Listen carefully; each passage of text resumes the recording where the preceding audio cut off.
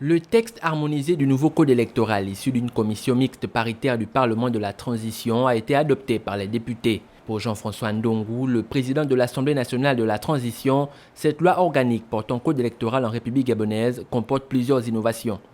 Ce nouveau dispositif permet désormais de prendre en compte nos compatriotes résidant à l'étranger en octroyant 2 sièges de députés à l'Assemblée nationale.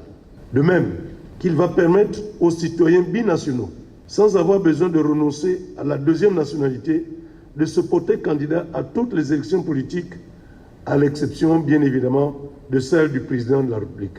Des avancées touchant au processus électoral et à la représentativité des femmes sont également à noter. Tout électeur peut solliciter des juridictions compétentes l'annulation des résultats de vote de son bureau de vote. Et pour soutenir ces prétentions, ce dernier a besoin du procès verbal, pièce utile, disait la Cour constitutionnelle en son temps, qui faisait souvent défaut lors des dépôts de requêtes. Désormais, tout citoyen a accès au procès verbal de son bureau de vote et pour moi, c'est un grand pas vers la transparence électorale. Pour la première fois dans le code électoral, nous avons la prise en compte de l'inclusion du genre, notamment les femmes, pour le quota minimum de 30%. Et il y a dans les mécanismes d'appui à cette mesure la possibilité pour la commission en charge des élections de faire des observations à tous les partis et tous les indépendants